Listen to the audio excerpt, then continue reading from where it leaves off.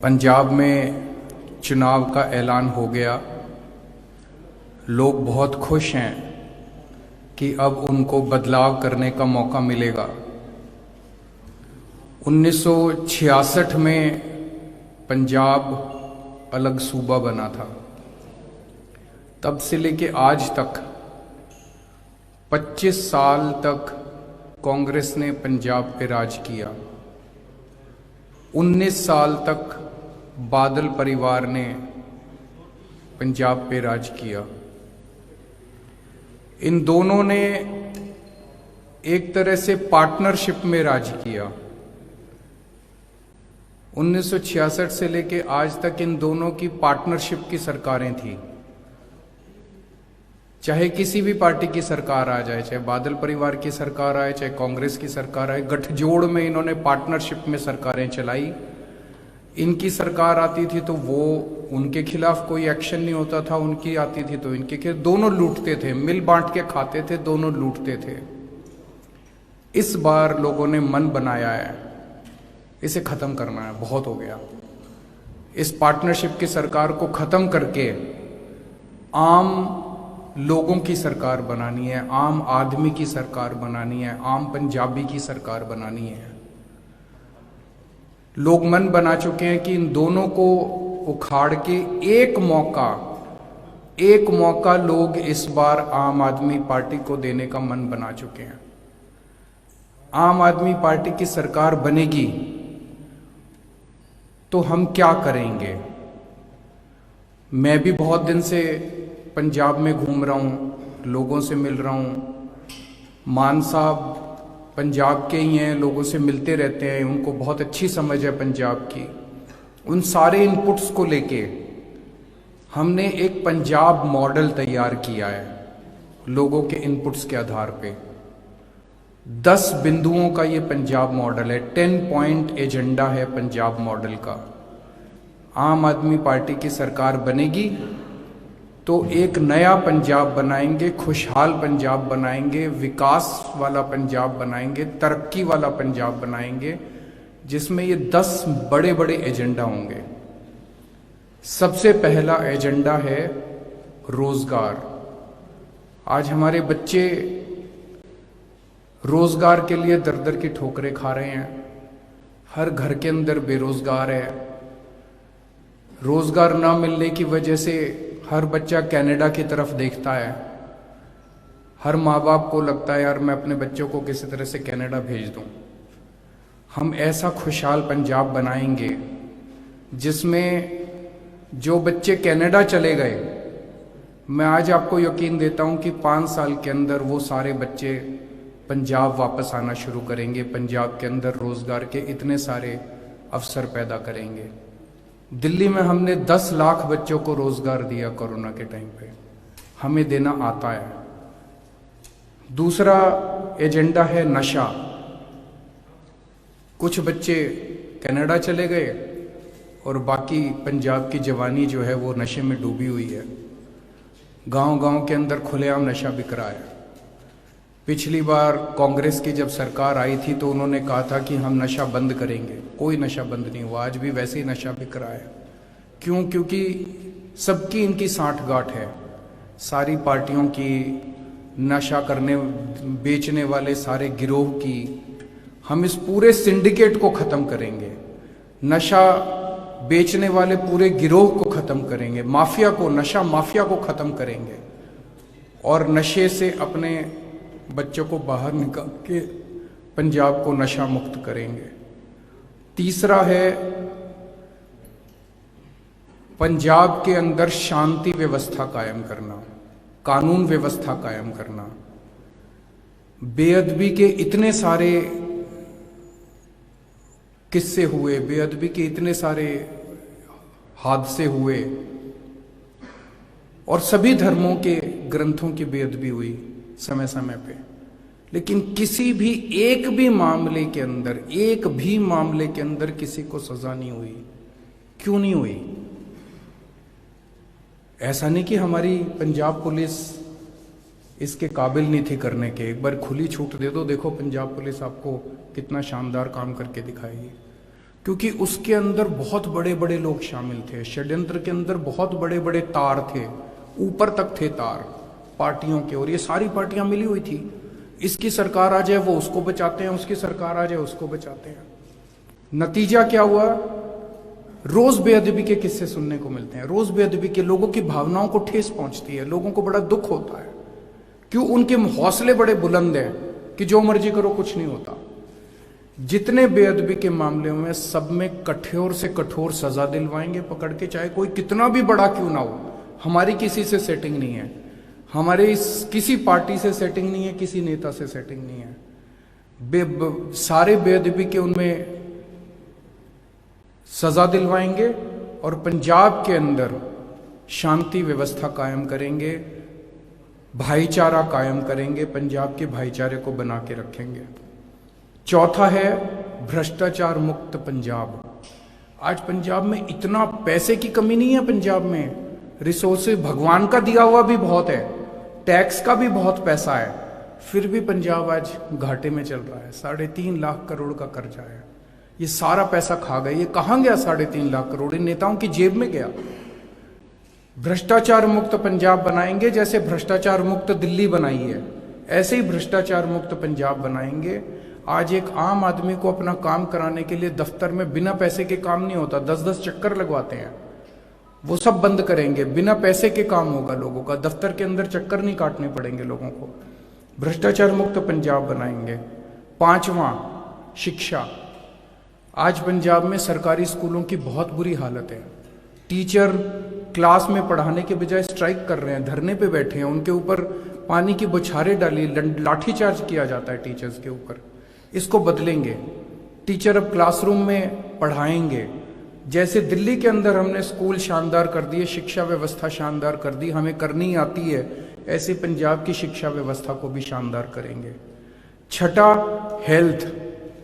जैसे दिल्ली में हमने शानदार अस्पताल बनाए, शानदार मोहल्ला क्लिनिक बनाए, पंजाब के अंदर 16,000 मोहल्ला क्लिनिक बनेंगे, शानदार सरकारी अस्पताल बनाए जाएंगे, और हर पंजाब के 3 करोड़ लोगों को, हर पंजाबी को गारंटी दी जाएगी कि उसके घर में चाहे कोई बीमार हो, कैसी भी बीमारी हो, छोटी से लेके बड़ी, पूरा का पूरा उसका इलाज मुफ्त किया जाएगा, जैसे दिल्ली के अंदर किया जाता है। सातवां, बिजली।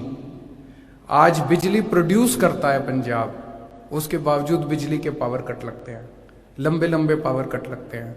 बिजली सबसे महंगी है आज पंजाब के अंदर। दिल्ली के अंदर जैसे हमने 24 घंटे बिजली की, फ्री बिजली की, ऐसे पंजाब में भी बिजली फ्री भी करेंगे और 24 घंटे बिजली करेंगे। आठवां है, हर 18 साल से ऊपर की महिला को 1000 रुपए उसके अकाउंट में, बैंक अकाउंट में हर महीने डाले जाएंगे। 9वां है, खेती व्यवस्था को ठीक किया जाएगा। खेती के अंदर किसानों के जितने भी मसले हैं, उन सारे मसलों का हल निकाला जाएगा, जो जो हम कर सकते हैं। कुछ मसले केंद्र सरकार में हैं, उसके लिए केंद्र सरकार से संघर्ष करेंगे, लेकिन जो मुद्दे राज्य सरकार कर सकती है वो करेगी।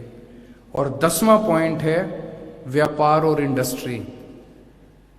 रेड राज बंद करेंगे, भ्रष्टाचार खत्म करेंगे, ईमानदार व्यवस्था लागू करेंगे, ताकि हर व्यापारी और हर इंडस्ट्रियलिस्ट अच्छे से, व्यापार बढ़ेगा, रोजगार बढ़ेगा, तभी लोगों को, बच्चों को रोजगार मिलेगा।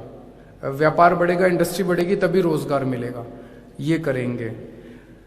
ये सारी पार्टियां, जैसा मैंने बताया कि अभी तक रल मिल के इनकी सरकार चल रही थी, अब इनको ये डर लग रहा है कि आम आदमी पार्टी की सरकार आने वाली है।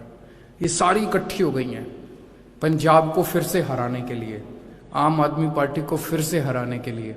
लेकिन इस बार सारा पंजाब एक साथ है, हम भी तैयार हैं, पंजाब भी तैयार है, इन सारी पार्टियों के मंसूबों को नाकामयाब करेंगे। और अगर आपके कोई प्रश्न है तो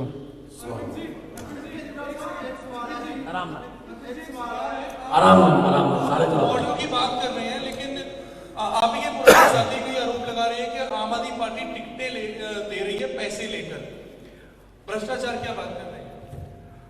देखो जी, 1947 में देश आजाद हुआ था। 1947 से लेके आज तक इस देश में ढेरों पार्टियां आई। मैं ये पक्के दावे के साथ कह सकता हूं कि तब से लेके आज तक देश की सबसे ईमानदार पार्टी अगर कोई है, आज की नहीं कह रहा, 1947 से लेके आज तक की सबसे ईमानदार पार्टी कोई है तो वो आम आदमी पार्टी है। हमारे यहां टिकटें न बेची जाती हैं न खरीदी जाती हैं। एक भी टिकट बेची नहीं गई है।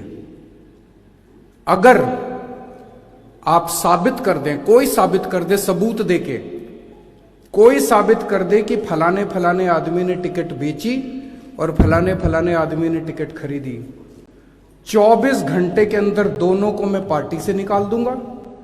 और केवल पार्टी से नहीं निकालूंगा, मैं कुछ भी बर्दाश्त कर सकता हूं, भ्रष्टाचार में बर्दाश्त नहीं कर सकता।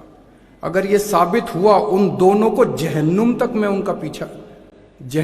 मैं पीछा करूंगा उन दोनों का, उनको छोड़ने वाला नहीं है, जेल भिजवा के रहूंगा अगर किसी ने टिकट बेची और किसी ने टिकट खरीदी तो। दूसरी बात, यह फैशन चल गया है, सच्चाई का रास्ता कांटों भरा होता है। जब आप सच्चाई के रास्ते पे चलते हो ना तो लोग कीचड़ फेंकते हैं आपके ऊपर। ये सारी पार्टियां हमारे ऊपर कीचड़ फेंक रही हैं, तरह तरह के लोग कीचड़ फेंक रहे हैं, टिकटें बेच दी। अगर किसी ने आम आदमी पार्टी पे गलत आरोप लगाया, ऊल जलूल आरोप लगाया, उसको भी छोड़ने वाले नहीं हैं हम लोग। उसके ऊपर भी ऐसे केस करेंगे, कानून के अंदर जितने हमारे पास एवेन्यू हैं उनको भी जेल भिजवा के रहेंगे। या तो साबित करो, अगर आपने साबित कर दिया मैं उनको जेल भिजवाऊंगा जो भी टिकटें बेचेगा और खरीदेगा, और अगर साबित नहीं किया और आपने ऊल जलूल आरोप लगाए उनको भी मैं जेल भिजवा के रहूंगा, उनको छोड़ने वाला नहीं हूं मैं। देखिए साहब, राजेवाल साहब की मैं बहुत इज्जत करता हूं। राजेवाल साहब अच्छे इंसान हैं। वो आए थे मेरे पास, मेरे घर पे आए थे।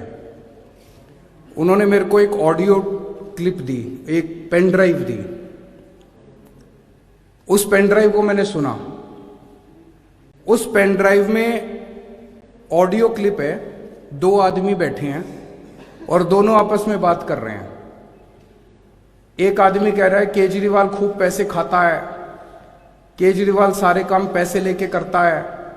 दूसरा कह रहा है मनीष सिसोदिया खूब पैसे खाता है, मनीष सिसोदिया पैसे लेके काम करता है। तीसरा कह रहा है राघव चड्ढा रोज 5 स्टार होटल जाता है। एक कहता है केजरीवाल से पैसे लेके कोई काम कराना हो मेरे को इस तरह की ऊल जलूल 2 आदमी बैठ के बात कर रहे हैं, तो सबूत नहीं हुआ ना। मेरी राजेवाल साहब से निवेदन है, अगर उनके पास कोई भी सबूत, वो बहुत अच्छे इंसान है, भोले आदमी है, जरूर उनको किसी ने गुमराह किया है, कि अगर कोई भी सबूत हो मुझे देने की जरूरत नहीं है, पब्लिक में डाल दें। और ये जो ऑडियो क्लिप है राघव के पास है, अगर आप में से कोई सुनना चाहे राजेवाल साहब की ऑडियो क्लिप तो एक बारी इनसे भी ले। केजरीवाल जी पैंपलेट ਨੂੰ ਲੈ ਕੇ ਕਾਫੀ ਚਰਚਾ ਚੱਲ ਰਹੀ ਹੈ। ਸ਼੍ਰੋਮਣੀ ਅਕਾਲੀ ਦਲ ਵੱਲੋਂ ਦੋਸ਼ ਵੀ ਲਗਾਏ ਗਏ ਨੇ ਕਿ ਪੈਂਪਲੇਟ ਹੈ ਜਿਨ੍ਹਾਂ ਦੇ ਵਿੱਚ ਕਿਹਾ ਗਿਆ ਕਿ ਪੈਸੇ ਤੁਸੀਂ ਪਾਰਟੀਆਂ ਤੋਂ ਹੋਰਾਂ ਤੋਂ ਲਓ ਅਤੇ ਵੋਟ ਆਮ ਆਦਮੀ ਪਾਰਟੀ ਨੂੰ ਪਾਓ। ਉਸ ਨੂੰ ਲੈ ਕੇ ਨੋਟਿਸ ਵੀ ਜਾਰੀ ਹੋਇਆ ਆਮ ਆਦਮੀ ਪਾਰਟੀ ਚੋਣ ਕਮਿਸ਼ਨਰ ਵੱਲੋਂ, ਜਿਹੜਾ ਕਿ ਉਸ ਨੂੰ ਕਿਸ ਤਰ੍ਹਾਂ ਵੇਖਦੇ ਹੋ ਕਿ ਤੁਹਾਡੀ ਪਾਰਟੀ ਦੀ ਹੈ ਪੈਂਪਲੇਟ? ਉਹ किसने आरोप लगाया? श्रोमणी अकाली बादल साहब ने, सुखबीर बादल। मैं सुखबीर बादल साहब से पूछना चाहता हूं, उन्होंने कितना पैसा रख रखा है बांटने के लिए पंजाब में? जरा सा बता दे पंजाब के लोगों को। एक मिनट, सुखबीर बादल को क्या लगता है पंजाब के लोगों के वोट खरीदेंगे? वो पंजाबियों के वोट बिकते हैं? पंजाबी मर जाएगा, वोट बेचने वाला नहीं है। इस बार गली गली के अंदर आवाज है, मैं जहां जाता हूं पंजाब में हर गली के अंदर लोग कह रहे हैं जी पैसे हम उनसे ले आएंगे, वोट आपको करेंगे। इस बार सुखबीर बादल को मजा आने वाला है जब वो चुनाव में जाएगा। पैम्फलेट आम आदमी पार्टी, पैम्फलेट हमारे नहीं है, पंजाब के लोगों के हैं, पंजाब के लोग बांट रहे हैं और पंजाब के लोगों की आवाज है।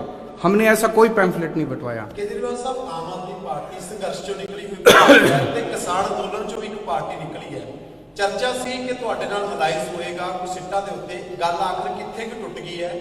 हुण जे संयुक्त समाज मोर्चा लड़दा है, तुहानूं लगदा है क्योंकि तुहाडे बहुत सारे जिहड़े MLA ने वो भी गल कह रहे हैं कि आम आदमी पार्टी नूं नुकसान होएगा, तुसीं मंनदे हो संयुक्त समाज मोर्चा दे इलैक्शन च आउंदा तुहानूं नुकसान होएगा? देखो जी, हमारा मकसद एक ही है, पंजाब का भला। पंजाब का भला होना चाहिए। हमारा किसी से कोई द्वेष नहीं है, किसी से कोई वो नहीं है। राजेवाल साहब आए थे मेरे घर, उनसे बातचीत हुई थी। जिस दिन वो आए थे तब तक हम 90 टिकटें अनाउंस कर चुके थे अपनी। उन्होंने कहा कि हमें 60 टिकटें चाहिए, 60। मैंने उनको कहा जी, जो जिनको हमने टिकटें दी हैं, मैंने कहा जी 60 तो कुछ भी नहीं है, सारी की सारी 117 आपकी हैं, सारी पार्टी आपकी है। जिन 90 लोगों को हमने टिकटें दी हैं वो भी किसानों के बच्चे हैं, वो भी अलग थोड़ी हैं, वो भी आप ही के बच्चे हैं। तो मैंने कहा 27 टिकटें बची है, इन 27 में से आप 10-15 जो भी आपको ठीक लगे वो आप ले लीजिए, लेकिन जिनको हम टिकट दे चुके उनकी टिकटें काटना थोड़ा सा ठीक नहीं होगा। वहां पे बात बनी नहीं। इस बात से मैं आपकी बिल्कुल सहमत हूं कि संयुक्त किसान समाज मोर्चा अगर अलग से लड़ता है तो डेफिनेटली आम आदमी पार्टी का कुछ ना कुछ तो वोट हटेगा। केजरीवाल साहब, ਤੁਸੀਂ ਵੈਸੇ ਤਾਂ ਕਾਫੀ ਕੁਝ ਸਪਸ਼ਟ ਕਰਤਾ। ਪੰਜਾਬ ਦਾ ਪਾਰਟੀ ਦਾ ਮੁੱਖ ਮੰਤਰੀ ਦਾ ਚਿਹਰਾ ਕਿਹੜਾ ਹੋਊਗਾ? अगले हफ्ते आऊंगा जी। ਥੋੜਾ ਇਹ ਵੀ ਸਪਸ਼ਟ ਕਰ ਦਿਓ ਵੀ ਜਿਹੜਾ ਮੁੱਖ अगले हफ्ते आके ऐलान कर दूंगा। ਥੋੜਾ ਇਹ ਵੀ ਸਪਸ਼ਟ ਕਰ ਦਿਓ ਵੀ ਮੁੱਖ ਮੰਤਰੀ ਦਾ ਚਿਹਰਾ ਪਾर्टी ਦੇ ਕਿਸੇ ਲੀਡਰਸ਼ਿਪ ਨੂੰ ਦਿੱਤਾ ਜਾਊਗਾ ਜਾਂ ਬਾਹਰ ਦੇ ਕਿਸੇ ਵਿਅਕਤੀ ਨੂੰ ਦਿੱਤਾ ਜਾਊਗਾ? अगले हफ्ते नाम ही पता चल जाएगा आपको। एक हफ्ता और इंतजार कर लो। जब इतनी पार्टी के किसी जब इतनी लंबी इंतजार कर ली तो एक हफ्ता और इंतजार कर लो। केजरीवाल साहब, एक तो ज्यादा हो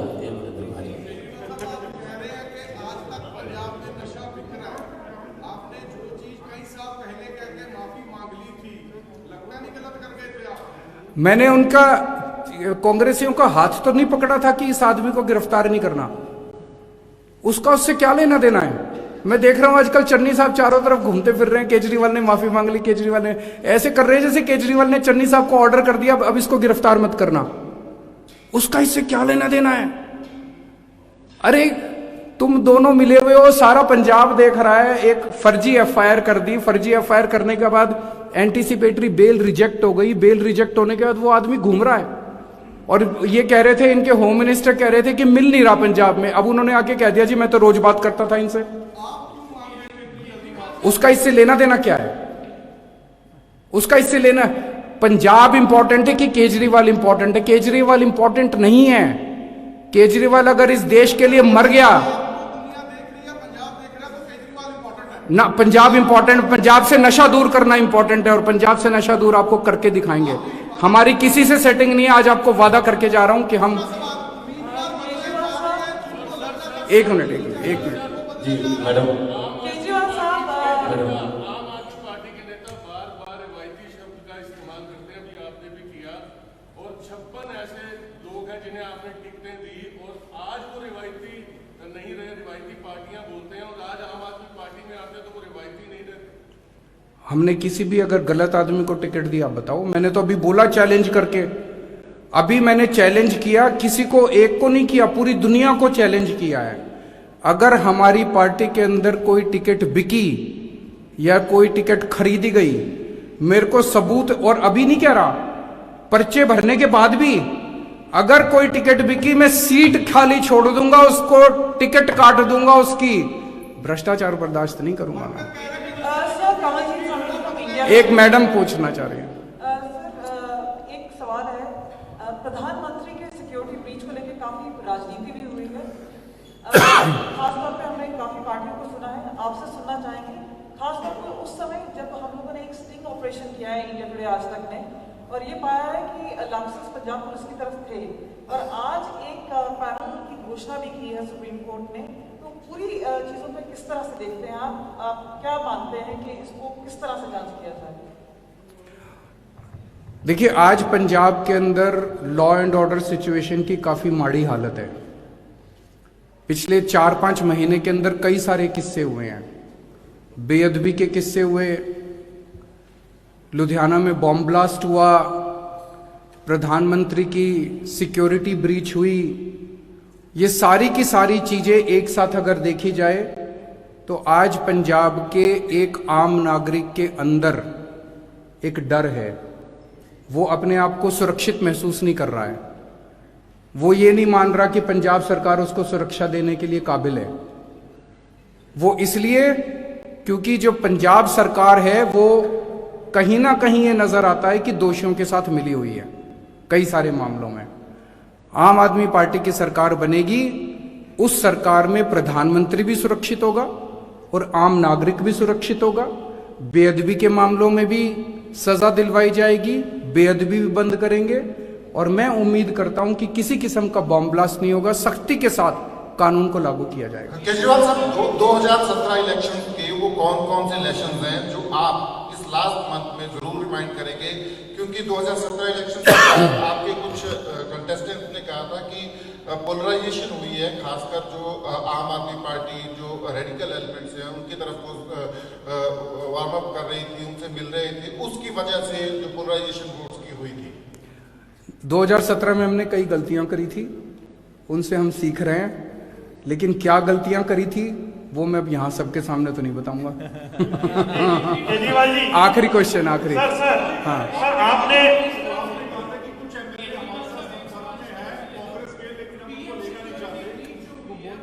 वो बता दिया सर आपने कहा था कुछ एमएलए कांग्रेस के आपके साथ संपर्क में है, पता लगा है कि 20 एमएलए की टिकट कटनी थी, वो आम आदमी पार्टी के साथ संपर्क में थे, लेकिन आपने लेने से मना कर दिया। इस पे आपने पहले भी एक स्टेटमेंट दिया था, क्या ये बात सही है? ये मीडिया रिपोर्ट है। हाँ, बिल्कुल सही है। मैंने उस टाइम भी बोला था, मैंने 20 नहीं, मैंने शायद 25 या 30 बोला था।